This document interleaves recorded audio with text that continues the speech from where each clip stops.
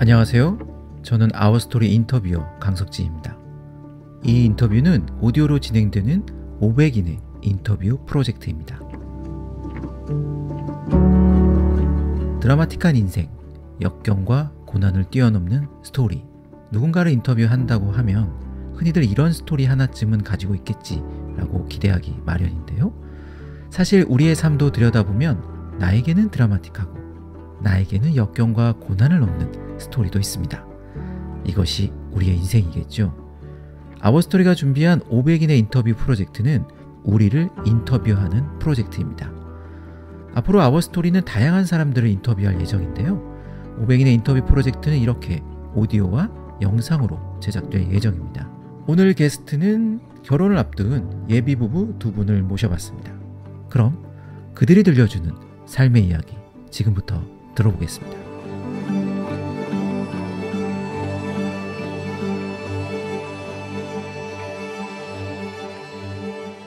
오늘 인터뷰할 두 분을 모셔보겠습니다.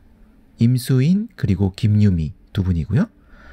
각자 자기소개 부탁드리겠습니다. 네, 안녕하세요. 저는 경기도 포천에서 태어나서 3살 때 수원으로 이사와서 수원에서 거의 지금 한 28년 정도 살고 있고, 지금 경기도 수원에 있는 회사에서 직장을 다니고 있는 임수인이라고 합니다. 안녕하세요. 저는 서울에서 태어났고 서울에서 살고 있는 31살 김유미입니다. 어쩌다 보니 내년에 결혼을 하게 된 32살을 준비하고 있네요. 네, 감사합니다.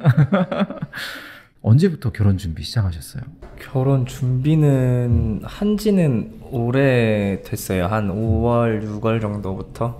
이제 8월 달에 아예 식장을 예약을 했었으니까요. 그 전에 한 3달 정도 전부터 식장 알아보고 어떻게 결혼을 할까 좀 이렇게 구상을 좀 오래 했어요, 저희는. 내년 5월 7일 예식이시니까 1년 정도 네. 준비하게 되는데, 지금 어디까지 준비가 혹시 되셨어요? 준비는 거의 다 끝난 것 같고요. 벌써요? 네. 웨딩 촬영까지 끝났고 이제 추후에 청첩장 만들고 그 정도까지만 하면 거의 준비는 다 끝난 것 같아요. 사실 지금 시국이 코로나잖아요. 그렇죠. 네.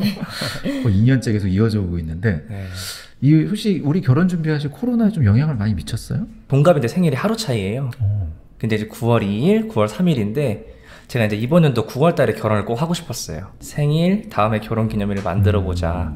코로나가 너무 심해져서 우리 이거 지금은 안 되겠다. 그래서 이제 미루자 하고 미뤄보다가 어른들이랑 상의하다 보니 아예 이제 내년까지 미뤄졌던 거라서. 근데 코로나 때문에 많이 연기가 됐다. 네. 아무래도 이제 결혼식에 꽂힌 신부기 때문에. 유민 씨는 어때요? 약간 코로나로 인해서 좀 포기했던 거? 그리고 계획한 대로 안 되는 것들이 혹시 좀 있어요? 근데 아직은 본식을 해본 적은 없어서. 그쵸, 한 번만 하죠, 평생. 그쵸. 웬만하면, 두 번 하신 분도 있겠죠. 사실 이제 네. 주변에 결혼하는 친구들이 올해 굉장히 많았어요. 근데 실질적으로 그 친구들은 위드 코로나 할 때 한 친구들도 있고 그 전에 한 친구들도 있었는데, 사실 그런 친구들만큼 지금 이제 피부로 와닿지는 않고 그때까지 이어질까?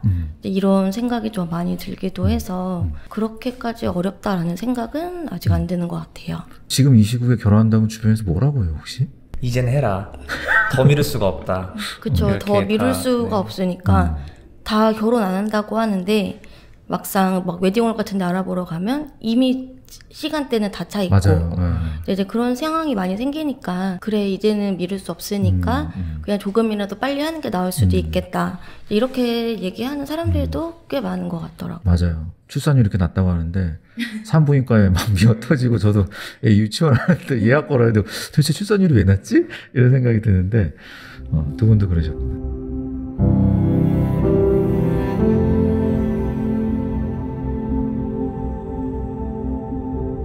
그러면 수인 씨 먼저 가보도록 할게요. 자, 수인 씨 어린 시절은 어땠어요? 태어난 곳은 경기도 포천이라는 곳인데, 거기에 태어나서 제가 얼마 안 돼가지고 천연두라는 걸 알았어요, 어릴 때. 그때 당시에 그거를 이제 치료할 수 있는 뭐 의료기관 같은 게 많지 않아서 병원에서 이제 부모님들한테 이제 오늘까지가 고비인 것 같다. 이제 마음 정리를 해라. 이렇게까지 얘기를 했었어요. 그때 고열이 심해서 애기인데 이제 39도 40까지 올라가니까 다행히 기적적으로 새벽에 열이 좀 내려가면서 완쾌를 하게 된 거예요. 부모님들한테는 좀 많이 애틋한 사람이 되었는데 그때도 이제 몸이 약했어요. 이제 어렸을 때는 좀 제가 되게 소극적이었었어요. 이런 부분들이 좀 많고 하다 보니까 친구들 사이에서 대단해지고 싶은 게 있었어요. 선생님들은 제 초등학생 때 기록부 이렇게 보면은 정말 그냥 소심하지만 성실한 아이. 대신 제 친구들 사이에서는 그렇진 않았어요. 항상 이제 친구들에게 몰고 다니고 싶어 하고 대화를 이끌어가고 이렇게 하고 싶었던 사람이었어가지고 제가 어렸을 때 그랬던 게 내가 좀 애정에 남들 관심에 목말라 있었기 때문에 내가 이렇게 잘하지 않았나, 이게 갈증이 났는지 밖에서 제가 이렇게 하게 되더라고요. 그래서 좀 더 성장을 하면서 주목을 받고 싶어 하는 그런 사람이 됐던 것 같아요. 탄생 비화부터 시작해서 지금까지 얘기를 너무 잘해 주셨고요. 유미 씨 한번 들어볼까요? 네. 유미 씨 어린 시절 한번 얘기해 주세요. 그러니까는 서울에서 계속 자라셨더라고요. 네. 요즘 가장 부러워하는 서울 사람. 네. 어때요? 나의 어린 시절은? 저는 어릴 때 좀 남아선호 사상이 있는 집안인 것 같아요. 어릴 때부터 항상 엄마가 들었던 말이 첫째는 무조건 아들을 낳아야 돼, 이런 말을 너무 많이 들었어서 처음에 엄마가 임신을 했을 때 할아버지가 너무 막 기대를 하신 거예요. 우리 집에 드디어 우리 대를 이을 아들이 태어나야 되는데 이렇게 했는데 나중에 딱 성별을 보니까 딸이란 거를 알게 되고 그때 막 너무 실망을 하니까 무슨 딸 낳는데 제왕절개를 하냐, 절대 안 돼. 계속 이렇게 하니까 의사 선생님이 며느리를 죽일 거냐 아니면 손녀를 죽일 거냐, 지금 당장 제왕절개 안 하면 다 죽는다. 그래서 할아버지가 없을 때 할머니랑 아빠가 몰래 동의서에 대해 설명을 한 거예요. 이렇게 저는 태어나게 된 거죠. 그랬는데 나오니까 할아버지가 제가 너무 귀여웠나 봐요. 막상 태어나니까 너무 예뻐서 어디든 데려가고 싶고 옷 사주고 싶고 뭐 해주고 싶고 이런 식으로 좀 예쁨을 많이 받았던 것 같아요. 그러니까 여기 사진을 보내주신 거 봤는데 이쁘게 생겼어요. 그래서 이쁨을 많이 받으셨구나, 어린 시절에. 그쵸. 근데 두 분 다 굉장히 디테일하게 기억하고 계시네요. 마치 내가 난 것처럼 그 당시 상황을 제왕절개 하냐 마냐 이것도.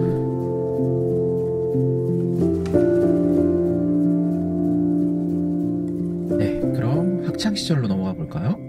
나는 어떤 꿈을 꿨어요? 내가 좀 뭔가 잘해서 어떤 사람이 돼볼까 했었을 때 나는 남들 앞에서 좀 이렇게 운동선수나 이렇게 좀 멋있는 사람이 되자 하다가 제가 이제 고등학교 때 운동을 시작했어요. 그래서 이제 경호원이 꿈이 된 거예요, 그때. 네네. 복싱이랑 태권도랑 이런 걸 하면서 사회체육이랑 경호학과를 준비했었어요. 근데 너무 열정이 과다하다 보니까 대학교 실기를 봐야 되는데 실기 나가기 전에 이제 경기도에서 열리는 대회를 나갔다가 태권도 대회 나갔다가 태권도 대회. 네, 이제 발등이 이제 상대방 측 팔꿈치에 맞는 바람에 이제 인대가 터진 거예요.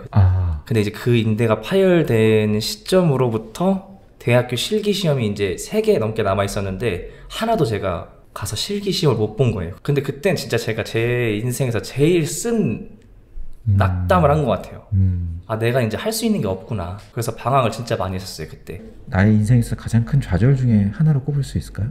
네, 그게 제 인생에서는 가장 큰 좌절이었어요. 내가 하려고 했고 하고자 했고 할 수 있었던 일이 이제는 못하는 일이 되니까 안 할 수 있으면은 나중에 다시 할 수 있겠지만 못하게 된 거는 제가 다시 할 수 없는 일이잖아요. 그래서 그때 배운 것 같아요. 할 수 있는 것과 못하는 것의 차이를. 사람들이 그런 위기를 겪으면 굉장한 슬럼프에 빠지기도 하고, 그리고 그 시기를 지나고 났을 때 성격도 굉장히 바뀌고 세상을 보는 시각도 많이 바뀌거든요. 네. 어떠세요? 나도 역시 그러한 좀 과정을 거쳤을까요? 그때 당시에 저는 진짜 세상을 좀 많이 비난했던 것 같아요. 이러니까 내가 이렇게 살지. 이런 방황을 했어요. 이렇게 안 도와주는데 내가 어떻게 사나. 막 이런 식으로 방황을 하다가 나보다 더 심한 좌절을 했고 겪어왔던 사람들의 얘기를 들어보니 저 사람들은 그렇게 안 살고 있거든요. 난 지금 되게 만족해. 앞으로 더 살면 되지. 22살, 23살밖에 안 됐는데 이렇게 세상을 비관하고 살 필요가 있을까. 근데 이제 누나가 관광 계열 쪽으로 가면 네가 좋아하는 사람들도 많이 만날 수 있고 가이드 같은 거 따다 보면 네가 좋아하는 것처럼 사람들은 다 너한테 집중할 수 있다. 그렇게 해서 이제 대학교를 관광고등학교를 간 거예요. 관광대학교. 네, 사실 그냥 대학교는 어영부영 그냥 그렇게 졸업을 하게 된 것 같아요. 네, 졸업을 해서 여행사에 취업을 하게 됐고 재미는 있었어요. 이제 사람들이랑 또 대화를 하고 모르는 사람한테 좀 알려주고 이 사람들의 여행 다녀오고 그러면 재밌다고 해주니까 그렇게 지내다가 돈이 너무 안 되는 거예요. 이게 이번에는 그냥 내가 좋아하는 거 찾기보다 한번 돈을 벌어보자. 이제 건설 현장에 아파트 현장에 가면은 타워 크레인이라고 그거를 안전관리하는 사람이 있어요. 그거를 지금 한 5년 정도 했는데 이제 출퇴근 시간이 명확하지가 않아요. 막 새벽 4시에도 나가고 이렇게 하다 보니까 이렇게 다니면 가정을 내가 꾸리기에도 좀 힘들 수 있겠구나 해서 이제 좀 직장을 바꿔서 저희가 시설 인력관리 쪽에서 인력관리를 하고 있어요. 유미 씨 한번 들어볼까요? 네. 저는 근데 활발했어요. 그냥 용돈이 생기면 몰래 집 밖에 나가서 물풍선 사서 불고 다니고 아파트 쓰레기통 위에 올라가서 춤추고. 근데 제가 4학년 때 부모님이 이혼을 하셨어요. 그래서 나는 이제 이렇게 살면 안 되겠다. 약간 그런 책임감이 조금 생겨서 좀 하고 싶은 거를 표현을 하지 않고. 그래서 저는 꿈이 사실은 중학교 때까지는 연예인이었는데 하고 싶은 게 없더라고요. 그래서 저는 빵도 만들어 보고 싶다고 했다가 메이크업도 해보고 싶다고 했다가 근데 저도 절 알아요. 전 손재주가 없기 때문에. 그래서 생각을 한 게 막 TV 같은 데 보면 막 호텔에서 일하는 사람들 멋있잖아요. 나 이런 거 하면 잘할 수 있을 것 같은데 라고 생각을 했고, 그래서 저는 이제 그때 관광고등학교에 처음 진학을 하게 됐고. 듣다 보니까 굉장히 철이 일찍 드셨네요. 이미 중학교 때부터 내가 무엇을 하고 뭘 좋아하는지를 그때 다 경험을 하셨네요. 그쵸. 관광고를 나오다 보니까 자연스럽게 관광과가 있는 학교를 찾게 됐고, 근데 저는 학교를 오래 다니고 싶은 생각은 없었고 사회에서 뭔가의 생활을 하고 싶다 이런 생각을 많이 했기 때문에 고등학교 때부터 알바를 거의 쭉 했었는데, 이제 학교에 들어가고 대학교 때 고깃집에서 친구들이랑 같이 알바를 했었는데 거기에 이제 자주 오시는 그때 사장님 친구분이 계셨어요. 근데 그분이 저를 좋게 보셨는지 고깃집 사장님이 너 여기 자주 오는 내 친구 알지? 그 친구 여행사에서 일하는데 너 거기 들어가 볼래? 1학년 때 이제 실습을 나가야 졸업을 할 수가 있어요. 이렇게 해서 그냥 한 달만 거기서 실습을 하면 되니까 들어갔죠. 근데 아무것도 모르고 해본 적도 없고 그냥 매일 종이만 보다가 퇴근을 하니까 너무 졸리고 하기 싫은 거예요. 이제 난 뭘 해야 될까 이렇게 생각하던 찰나에 그분이 너는 조금만 하면 할 수 있을 것 같아. 너 여기서 같이 일해볼래? 이렇게 말씀을 하셔가지고 그때 제가 21살에 처음에 이제 여행사를 들어가게 됐어요. 그렇게 첫 직장을 가지게 되셨군요. 그렇죠. 그래서 몇 년 동안? 거의 한 6년, 7년 정도. 오래 일하셨네요. 네, 합치면은 그렇고 중간에 한 4년? 5년 정도 다녔을 때 회사를 한번 관뒀어요. 그게 서비스직이라는 게 사람을 상대하는 일이고 사실 어떤 부분에서는 보람찬 부분도 많죠. 내가 이 사람한테 이렇게 설계를 해서 갔다 왔을 때 나한테 고맙다고 이야기를 하거나 너무 좋았다라고 하면 사실 그래서 그게 너무 좋았어요. 그게 너무 좋으니까 일을 쭉 하다가 어느 순간 사람을 대하는 게 싫더라고요. 안 보인다고 막 말을 막 하는 사람들도 있고 윽박 지르고 화내고 그래서 내가 왜 도대체 이 사람들한테까지 이렇게 얘기를 들으면서 일을 해야 되지? 그래서 이제 갑자기 회사를 관둔다고 얘기를 했죠. 그리고 퇴직금이랑 받은 돈을 다 모아서 여행을 갔어요. 그때는 한 24살, 5살 정도? 뒤돌아보면은 수민 씨 기준에서 네. 혹시 성격이 좀 이렇게 바뀌었다고 생각해요? 아니면은 내가 어릴 적에 아까 지금 말씀하신 그런 성격들이 지금까지 한번 쭉 이어지는 것 같아요? 전환점이 이제 20대 후반 들어갔을 때 정도에 이렇게 말하는 거 좋아하고 친구들 몰고 다니다가 하다 보니까 나중에 이제 제가 감정 소모가 너무 심해지는 거예요. 이제 내가 재밌게 하는 말들이 누군가한테는 좀 상처가 되는 말들이 있을 수도 있겠구나 해서 외향적이지만 좀 진중할 수 있는 사람이 좀 되려고 요즘은 좀 그렇게 하는 것 같아요. 진짜 철없이 철없다? 제가 생각했을 때는 철없다. 그러니까 하고 싶은 것만 하려고 했었던 것 같아요. 제 성격은. 저는 원래 여중여고를 나와가지고 되게 성격이 막 활발하지만 제 속마음을 별로 말을 못하는 사람이었어요. 친구들한테도 주변 사람한테도 싫은 말 하는 게 싫어서 내가 이렇게 하면 되지. 그러니까 내가 좀 참자 이렇게 성격을 갖고 살았는데 어느 날 친구들이 야 너는 진짜 가식적인 사람이야 그렇게 말을 하는데 내가 왜 얘네한테 이런 얘기를 들어야 돼? 이런 생각이 들다 보니까 나도 이제 이렇게 하지 말아야겠다. 그래서 그때부터는 좀 제가 하고 싶은 말을 하고 싫으면 싫다, 좋으면 좋다 이런 거를 좀 빨리 결정을 하는 성격을 갖게 된 것 같아요. 그게 언제였어요? 이게 거의 고등학교 때. 내가 보는 성격하고 네. 주변에서 보는 성격하고 좀 차이가 있었네요. 네, 있었죠. 앞에 살짝 불 지르고 빠지는 걸 좋아하는 성격인데 시비는 제가 걸었는데 결론적으로 싸움은 제 친구들이에요. 아, 시비를 좀 자주 거시나? 약간 비유를 하자면 이런 거긴 한데 사실 지금도 대부분은 다 맞춰주고 싶어는 해요. 내가 좋아하는 게 뭐고 난 뭘 하고 싶고 이런 거를 표현을 하고 이 사람이 받아들여주면 좋은 거고 아니면 조율하면 좋은 거고 이렇게 되다 보니까 지금 성격은 그때랑 완전히 달라졌어요. 그러면 그때 바뀐 성격이 지금 성격으로 유지되는 거예요? 그쵸, 거의 비슷해요.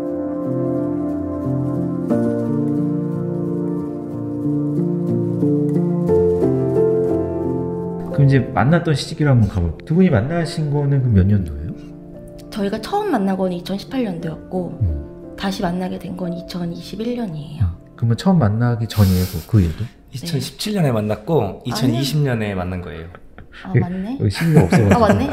아, 맞다. 정리해보자면 처음에 이제 만났던 거는 2017년도. 네. 네, 맞아요. 그 이제 연락이 끊겼던 거고요. 한 번 만났다가 그쵸. 그렇죠. 네. 그러면 이제 제가 이제 접점을 좀 찾아보는 건데 일단 유미 씨 기억에는 회사를 관두고 여행을 갔다가 이제 여행 가서 돈을 다 썼으니까 돈이 없잖아요. 얼마나 갔어요? 한 3주 거의 한 달 정도 다녔어요. 그래도 그때는 사실 취직은 하지 않았고 그냥 알바를 했어요. 그런 식으로 거의 한 2년 정도를 지내다가 사장님이 저한테 다시 연락이 온 거죠. 내가 다른 지역을 하려고 하는데 너가 괜찮다고 하면 너랑 같이 다시 일을 해봤으면 좋겠어 해서 제가 이제 다시 입사를 하고 아하. 그 이후에 이제 제 남자친구를 만나게 된 거죠, 다시. 그래서 이제 그 당시에는 뭐 이렇게 외국으로 직접 가시는 일이었나 봐요? 네, 거기서 거의 한 1년에 6개월? 7개월 정도는 지냈었고 아, 그 외국에서? 사실 한국에서는 거의 있던 시간이 많지 않았어요. 아, 그 시기 때? 네. 그때가 이제 2017년이었고 소개팅으로? 네, 그쵸. 이제 처음에는 이제 연락처만 받아서 연락을 하던 상태였는데, 만나러 갈 때도 저는, 뭔가 좀 이제 잘 보이고 싶은 거죠. 여행사 일 때문에 외국으로 나와야 되는 상황이어서, 그때 당시에 저는, 비행기에서 좀 자야 되니까, 목베개도 준비하고, 필리핀 현지가 총도 들고 다니잖아요. 그래서 위험하니까 혹시라도 호루라기도 준비하고, 거기서 만났는데, 좋고 싫은 게 되게 얼굴에 쓰여있는 상이었어요. 나 진짜 차갑고 도도해. 처음 만났을 때도 이제 연락했었을 때랑 좀 다른 사람이었었어요. 연락했을 때는 어떤 이미지였어요? 되게 웃음도 많고 되게 말투도 유했는데 딱 처음 만났을 때는 되게 딱딱했어요. 그래서 그냥 나한테 관심이 없구나. 그러니까 첫인상부터? 네, 첫인상부터 되게 딱딱했고 눈길을 잘 안 주고 뭐 그런 스타일이었었어요. 되게 처음 보면 이렇게 웃으면서 인사하고 좀 노력하려고 하는데 네, 근데 딱 처음 한마디가 안녕, 네가 수인이냐? 이렇게 하는 스타일이었었어요. 유미 씨 의견 생각 좀 들어볼까요? 원치 않는 소개팅이었어요? 왜? 아니요, 그건 아니에요. 근데 제 기억은 좀 다른 게 네. 저희는 처음에 홍대에서 만나서 영화를 봤어요. 아, 그게 첫 기억이에요? 네. 그리고 그 다음에 이자카야에 가서 회를 시켜서 소주를 먹고 제가 과자를 사다가 아니야. 기억이 왜곡된 게 뭐냐면 처음 만남은 유미가 퇴근할 때 제가 유미네 집 동네 근처에 가서 네? 유미 노트북도 제가 들어주고 기억을 할 거예요. 지금 이 친구가 얘기하는 홍대에서 영화 보고 회에다가 술을 먹었을 때 이 친구가 저한테 본인은 저한테 표현을 다 했다고 했어요. 이제 본인이 어떻게 자라왔고 어떻게 힘들었고 난 이런 사람이야, 그래도 나 괜찮아? 이렇게 얘기한 건데 저는 그냥 가정사를 나한테 얘기하는구나 라고 하고 이제 각자 집에 가고. 이게 두 번째? 네, 두 번째 만남이에요. 이거는 정리해보자면 네, 그때 차였죠 제가. 두 번 보고 필리핀 가신 거고. 네, 두 번 보고 필리핀 갔어요. 제 친구는 얘는 진짜 활발하고 웃기고 재밌는 애야 저한테 이렇게 얘기를 했는데 만났는데 너무 차분하고 말을 잘 들어주긴 하는데 들어만 주는 거예요. 이 친구는 나랑 만나면 안 될 것 같아. 이게 뭔가 이렇게 탁 치고 돌아와야 되는데 이분들 그쵸. 다 이분은 뭔가 다 흡수를 해버리니까. 그죠. 그러니까 나는 나랑 성격이 좀 비슷한 사람을 만나야 재밌게 만날 것 같은데 너무 진중하고 착한 사람이라고 생각이 드니까 나는 이 친구랑 연애를 해도 맞지 않을 것 같아 라는 거를 이제 제가 그냥 그렇게 판단을 한 거죠. 그러니까는 그래도 한 번 보고 한 번 더 봤는데도 역시 착하니까. 안 맞아. 네. 그러니까 한 번 보고 결정한 건 아니고. 그렇죠. 그래도 두 번째 때는 보니까 선물도 사가셨는데. 네. 하지만 냉정히 선물은 받고. 네. 먹튀죠, 먹튀. 목베개 잘 하고 호루라기 잘 썼지만 이 사람은 인연이 없어. 네. 이제 해외를 떠난 상태였고 그때 이제 카톡이랑 영상통화로 이렇게 얘기를 하다가 나중에 이제 무슨 생각이 갑자기 들었는지 한국 시간으로 제가 새벽 2시인가? 그때 이제 장문에 카톡이 왔죠. 이렇게 해서 아닌 것 같아. 그래서 그냥 그때는 아 그럴 수 있구나 생각을 했던 것 같아요. 그냥 그래서 내 솔직한 마음은 어때요? 나는 좀 좋아지려고 했어요? 아니면 나도 그냥 같아 나도 안 맞는 것 같아 그런 생각이었어요? 저는 잘해보려고 했어요. 저는 왜 이 친구한테 그렇게 대짜고짜 막 이렇게 막 할 수가 없으니까 그쵸. 그 당시에 그냥 예뻤어요. 관심이 없는 듯한 말투랑 말을 그 행동을 하니까 그래 한번 넘어보자 저 산을. 이제까지 그런 여자는 없었는데. 그쵸 없었죠. 네. 이 다른데 왜 안 넘어오지? 막 이런. 내가 이렇게까지 착하게 해주는데 싫어? 이런 느낌. 살다가 한번 겪는 그쵸. 안 맞는 네. 인연으로 그냥 끝날 수 있는데 네. 딱 관계를 정리하고 네. 한 번도 연락도 안 안 하고 했어요. 인스타를 솔직히 들여다본다든지. 아니요 없었어요. 이 친구가 여행사에 근데 일이 하다 보니까 현지에서 이제 코로나가 터지면서 한국으로 들어와서 이제 휴직을 하고 있는 상태였는데 저 친구가 제 남친을 소개시켜주기 전에 항상 하던 말이 아 너는 진짜 수인이랑 사귀어야 되는데 너는 수인 같은 남자 만나야 되는데 근데 그러다가 이 친구가 저한테 전화가 와서 엄청 취했길래 너 이 밤에 뭐하냐 빨리 집에 들어가라 라고 했더니 야 잠깐 기다려 내가 유미 바꿔줄게 해서 이 친구를 바꿔준 거예요 전화로. 뭐 수인아 안녕 뭐 나야 뭐 이렇게 하다가 연락을 하게 됐는데 저는 그때는 이제 그거였어요. 그냥 내려놓고 어차피 나랑 안 될 사람이니까 네? 그냥 나 있는 것들 다 보여줘도 상관없지. 그래서 유미야 술 많이 먹으면 집에 가라 막 이렇게 저도 이제 맞받아치고 하다가 저희가 둘이 원래 만나자 이렇게 얘기를 하다가 저 친구한테 그럼 소개를 시켜주자 이렇게 해서 넷이 만나게 된 제가 이제 우려한 조합이네요. 전 소개팅 남녀 그쵸. 네. 새로운 소개팅 남녀가 소개시켜주는. 저 둘을 소개시켜주러 가는 자리였고 저는 이제 그 자리에서 이제 끝나면 이제 연락을 끊을 저는 생각이었었어요. 그럼 가봅시다. 만났어요. 네. 넷이서. 그래서 만났는데 이 친구들을 먼저 와서 기다리고 있었고 저희가 이제 걸어가서 이제 앉는 상황이었는데 본인은 그렇지 않다고 그렇지 않다고 얘기를 하는데 딱 앉아가지고 유미 오랜만이다 이렇게 인사를 하는 거예요. 근데 제가 알던 사람의 성격이 너무 아닌 거예요. 얘가 이런 애였나? 그때 봤던 성격이랑 완전 다른 사람인 거예요. 너무 막 분위기 잘 맞추고 친구들 막 야 막 한잔해 이런 식으로 약간 분위기를 주도하고 이런 친구인데 왜 나를 만났을 때는 이런 모습이 없었지? 완전히 다른 사람. 완전 다른 사람이에요. 제가 봤을 때는. 저는 그때 너무 아직도 기억나요. 그 놀랐던 마음이. 그게 뭔가 매력적이었어요? 네. 왜 나랑 만났을 때는 저런 모습이 아니었지? 그러니까는 유미 씨는 그랬구나 이런 거보다는 뭘 그래 임마 한잔해 뭐 약간 이런 그쵸. 스타일 좋아하시는데. 네, 맞아요. 수인 씨는 어땠어요? 제가 진짜 친구한테 얘기했던 게 나 오늘 다짐한다. 오늘로서 내가 이 연락을 끊으러 나간다. 이렇게 좀 다짐을 하고 나갔는데 딱 저 문을 열고 들어오는데 여전히 이쁘네. 좀 이 생각이 들었어요. 그때도. 그래서 막 갈등을 많이 했어요. 그때 당시. 마음이 갑자기. 네, 집 면모를 다시 보여줘야 되나 말아야 하다가 그래 그냥 내 모습이 싫다면 어쩔 수 없지 하고 그냥 내려놓고 이제 막 얘기를 하게 된 거죠. 근데 이렇게 하다 보니까 유미가 원했던 성격이랑 비슷해서인지 모르겠지만 대화가 되게 잘 됐어요. 그때 당시에 같이 있고 싶은 거예요. 계속 대화를 하고 싶고 더 알고 싶고. 그럼 저 네 분이 오차까지 간 거예요? 네, 그럼요. 네, 다 같이. 누가 눈치가 없는 거죠? 누가 눈치가 없는 거예요? 3차쯤 갔을 때인 것 같아요. 한 3차? 네. 거기도 어디 무슨 이상한 이자카야 같은 데였는데 얘랑 한번 만나보면 어떨까? 나랑 잘 맞을 것 같은데 친구들이랑 홍대에서 샀던 이제 우정 반지가 있어요. 자기 이제 우정 반지를 갑자기 여기서 빼가지고 좀 술이 취하긴 취했는데 너 나랑 사귈 거야 말 거야 지금 정해 그냥 이렇게 다 얘기하더라고요. 나는 사귈 거야 안 사귈 거야 싫으면 말고 뭐 이런 식으로 얘기를 했죠. 그랬더니 지금이 아니면 나도 이제 기회가 없겠구나 싶어서 당연히 받아야지 하고 이제 반지를 받았죠. 근데 반지를 주자마자 쓰러지더라고요. 바로 취해가지고 심쿵 이런 것도 있었는데 제 느낌상 와 이렇게까지 내가 달랐나? 막 기억을 못하는 식으로 하거나 장난인 것처럼 얘기하면 어떡하지? 사실 그런 생각이 들었죠. 그때 마음이 나도 진심이었던 거죠. 그럼요. 무슨 매력일까? 남자다워? 뭘로 정의할 수 있을까? 그때 이 사람의 매력을. 장난꾸러기 같은 느낌 아닐까요? 맞아요. 비슷한 것 같아요. 뭔가 다른 느낌이, 그러니까 내가 알던 사람이 아니니까 좀 새로운 느낌?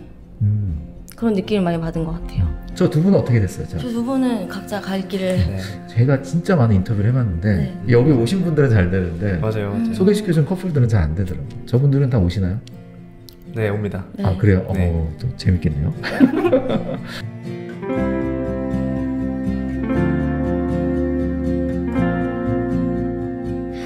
그러면 이제 연애 기간으로 가보도록 하겠습니다. 사전에 저희가 두 분에게 연애 기간의 그래프를 그려달라고 부탁을 드렸었는데요. 일단 그래프는 X축으로는 연애 기간, 그리고 Y축으로는 행복감 지수를 표시해달라고 저희가 부탁을 드렸어요. 그래서 행복 지수는 정중앙이 0이고요. 최상단이 100점, 그리고 아래쪽으로는 위기, 마이너스 100점, 이렇게 그래프를 그려달라고 요청을 드렸었는데, 일단은 수인 씨의 그래프를 한번 살펴볼게요. 일단 시작점은 0으로 시작했어요. 행복감 지수가 시작점일 때는 0. 유미 씨의 시작점은 50점부터 시작이 되네요. 천년에 50점이었는데 100일 때까지 계속 내려가요. 그러면은 각자의 생각을 한번 들어볼까요? 엄청 크게 바라보진 않았던 것 같아요. 제 스스로는 이제 시작이다라고 해서 저는 0을 잡았어요. 기준점이 네. 행복했지만 네, 행복했지만 지금 돌이켜보면 그거보다 더 행복한 시절이 있었기 때문에 그쵸. 안 그랬으면 그래프에 위기라는 단어가 없었을 거예요. 이제 0을 바닥으로 내렸었을 거니까. 그쵸. 그러면 이제 내 기준에서 네. 저렇게 시작이 됐는데 100일 정도까지 좀 완만해요. 친해지는 과정이었을까요? 저 때 당시에는 제가 많이 대시하고 좋아한다 표현하고 막 이런 스타일이었고, 유미는 그래? 좀 이런 스타일이었어요. 그래서 한 100일 때까지는 제가 계속 좀 주입을 시켰어요. 뒤바꿔 보고 싶은 거예요, 제가. 너가 언젠간 진짜 날 좋아해서 내 바짓가랑이를 잡게 만들어 보겠다. 좀 이런 그런 게 생겼었어요. 왜냐면 너무 곁을 안 주니까. 아 그래요? 말투나 이런 거에 대해서 막 애교가 엄청 많거나 이런 스타일이 전혀 아니었어요. 약간 승부욕처럼 말씀하셨지만 네. 그래도 이 사람이 가지고 있는 어떠한 매력이 있으니까 그쵸. 그런 승부욕도 생기는 거잖아요. 그렇죠. 저는 이제 자기 의사가 뚜렷한 것도 좋지만 고맙다는 말이랑 미안하다는 말을 잘 할 줄 아는 사람을 좋아해요. 그런 표현할 줄 아는 게 좀 좋았어요. 그게 나를 배려한다고 생각했고 나를 생각한다고 생각했고. 사실 은근히 네. 그런 사람이 많지 않아요. 네, 많지 않죠. 그런 표현을 이제 감정을 담지 않은 사람이 많은데 맞아요. 좀 감정을 잘 담아서 전달해줘서 제가 느낄 수 있어서. 요 상황까지 그러면 유미 씨 그래프도 한번 보면 시작이 50이에요. 네. 저도 이제 시작점을 굉장히 높게 잡은 거죠. 네. 그때 제가 3교대 일을 하는 직업을 이제 가졌는데 시간이 매일매일 바뀌어요. 그러니까 생활 패턴이 계속 바뀌니까 몸이 적응을 못해서 잠을 이제 못 자는 상황이 오는 거예요. 저는 어쨌든 남자친구가 많이 맞춰줘서 나 때문에 이 사람이 이렇게 희생하는구나, 이렇게 맞춰주는구나, 이제 이 상황에 대해서 좀 힘들어서 서로가 힘들 때라서 조금 낮게 잡았고. 그래도 그래프가 내려가진 않았어요. 네, 저는 내려가진 않네요. 200일 차의 저 점은 어떤 거예요? 서로 성격을 이제 알게 되니까 그거에 대해서 좀 의견 차이가 생기더라고요. 사실 저는 원래 사과를 잘 못하는 사람이에요. 내가 이렇게 말했을 때 상대방이 어떻게 받아들일까, 이런 걸 많이 좀 생각을 하는 편인데, 남자친구가 먼저 항상 사과를 하고 이제 화해 요청을 하고 저를 풀어주려고 하니까 저는 이제 사실 그때는 이제 못 이기는 척, 그래 내가 받아줄게, 근데 이런 식으로 많이 풀었죠. 거의 그러니까 싸웠을 이제 때. 저 그래프대로 이제 더 이 사람한테 마음이 가기 시작했군요. 또 내가 더 많이 노력해야겠다. 약간 그런 생각을 사실 저 때 제일 처음 많이 느낀 것 같아요. 그래서 이제 우상향으로 이제 가고 있고요. 300일 때 점을 찍었어요. 네. 행복한 연애. 정리해보면은 저기 이직을 하셔가지고 이제 장거리를 안 하신 다음부터는 두 분이 안정기. 네. 이렇게 표현하다가, 이제까지 계속 쭉쭉 뻗던 수인 씨의 마음이 드디어 하향세로. 약간 이건 표현의 차이인 것 같은데, 저는 어떠한 결정을 할 때 나 이렇게 해도 될까? 먼저 이렇게 물어보는 식으로 말을 하는 걸 좋아하는 사람인데, 그 상황에서 제가 느끼기에는 네가 말한 건 나한테 통보야 라는 입장이었고, 남자친구는 이게 왜 통보야? 나는 너한테 한다고 얘기했잖아. 이제 이런 가치관의 차이가 생긴 거죠. 그게 이제 점점 커졌던 거군요. 그쵸. 되게 모든 상황이 이제 생길 때마다. 그쵸. 그때 딱 싸웠을 때가 그게 딱 정점이어서. 저 때도 결혼 준비를 하고 있었을 때였어요. 저 때 그런 생각을 아마 같이 했었을 거예요. 이거를 해결하지 못하면 앞으로 우리가 진짜 결혼해서 살아갔을 때 누군가의 말을 듣고 그거를 흡수할 수 있을까. 저는 사실 저거를 저 위기 바닥으로 찍으려고 했는데 네, 그거까지 가면 안 될 것 같아서 저는 살짝 영 위로 올린 건데 사실 그거를 맞출 수 있을까? 이런 생각이 그때는 많이 들었어요. 거의 한 이틀 정도 서로 생각을 좀 많이 했었어요. 어떻게 이거를 접점을 찾았어요? 사실 헤어질만 할 이유기도 해요. 네, 그쵸. 저 때도 사실 저도 제 의견을 굽히지 못했고 이 친구도 끝까지 의견을 굽히지 못해서 그러면 이거를 계속 안고 가면서 그냥 우리가 아예 등을 돌릴 것이냐. 그때는 좀 고민을 했던 것 같아요. 사실 서로 감정이 격해지면 다 내가 맞고 너 말이 틀려 이렇게 생각을 하게 되잖아요. 사실 말도 많이 안 하고 그러면서 시간을 보내다가 그래도 이렇게 계속 지낼 순 없잖아요. 그래서 남자친구가 이제 저를 앉혀놓고 얘기를 하더라고요. 누구 하나가 이해하는 게 아니라 그냥 서로 이해해서 넘어가 보자. 그렇게 얘기를 해서 라고 얘기를 하니까 또 생각해보면 저도 미안하더라고요.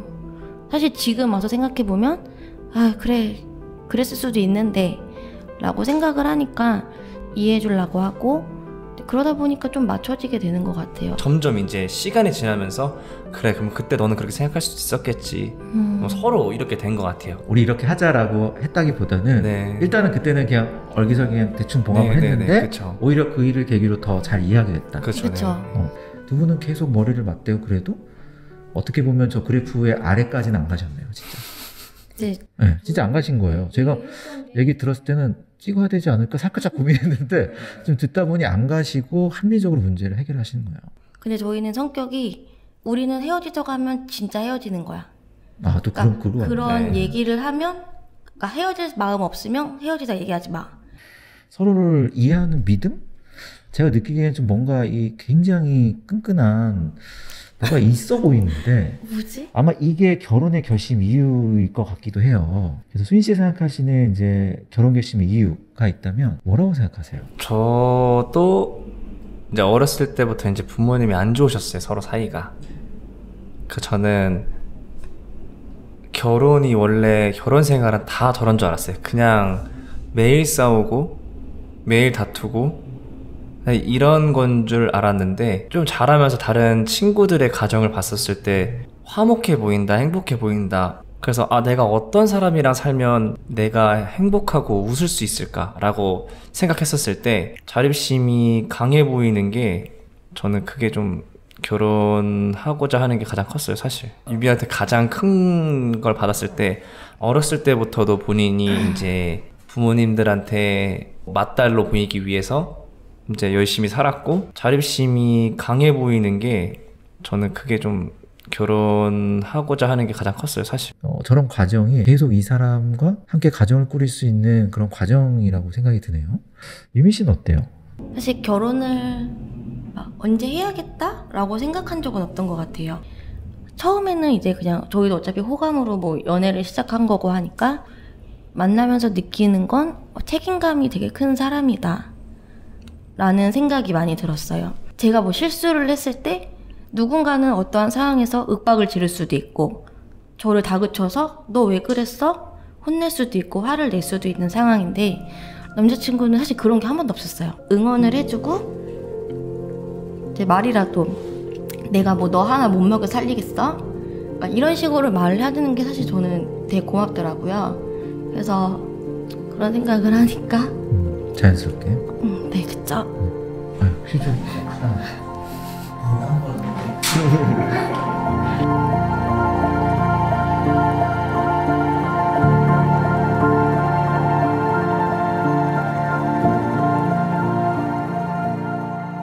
혹시 이런 이야기를 해본 적이 있어요? 이렇게 진짜 마음을 열고 내가 이래서 이렇게 결혼하고 이런 말들을 해본 적 있으세요? 네, 나는 너의 어떤 모습 때문에 너와 결혼하고 싶어? 라는 질문은 사실 안 해본 것 같아요. 이제 생각을 안 한 건 아니지만 이 사람한테 이 질문이 부담이 될까봐 그런 것 때문에 아직 좀 그런 질문 안 던졌던 것 같아요, 서로. 낯간지럽잖아요. 일단 제가 알던 모습이랑 또 좀 다른 모습이 있는 것 같고, 그냥 이렇게 자신을 돌아보면서 생각을 해보니까 아 맞다, 이땐 이랬지 저땐 이랬지, 이런 기분도 다시 들게 되고, 내가 앞으로 이 사람이랑 또 같이 해 나가도 괜찮겠다 라는 확신이 좀 더 생긴 것 같아요. 마지막으로 서로에게 한마디씩 한번 남겨볼까요? 제가 항상 했던 말이, 내가 널 더 좋아하고 넌 언젠가 나랑 결혼하게 될 거라고 장난스럽게 말했지만, 더 성숙해지는 사람도 되고 유미도 그렇게 되고, 그래서 우리는 예쁘게 살 수 있으니까 너 하나 먹여 살 수 있다. 행복하게 살자. 유미 씨는 울고 계시고요. 네, 울고 있는 유미 씨도 수인 씨에게 한마디 부탁드리겠습니다. 저한테는 제일 소중한 사람이고 좋은 사람이니까 앞으로도 많이 싸우고 하면서 재밌게 늙어갔으면 좋겠어요. 감동적인 눈물을 흘리고 계십니다. 네, 오늘 이렇게 저는 김유미, 임수인 두 분을 인터뷰해봤고요. 앞으로 남은 한 5개월 정도의 결혼 준비를 더 하시고 예식을 올리시게 되는데, 그 전에 이렇게 두 분의 결혼의 의미를 조금이나마 찾아드린 것 같아서 저도 굉장히 뿌듯하고, 앞으로 평생 사시면서 길게 녹음된 녹음본을 들으면서 내가 저런 마음이 가지고 있었구나 라는 걸 깨닫는다면 두 분에게도 굉장히 좋은 선물이 될 것 같고요.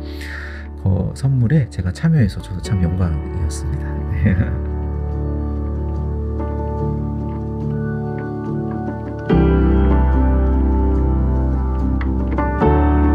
내가 어떤 사람인지, 그리고 누군가를 만나고 사랑을 하고 인생을 함께 한다는 것.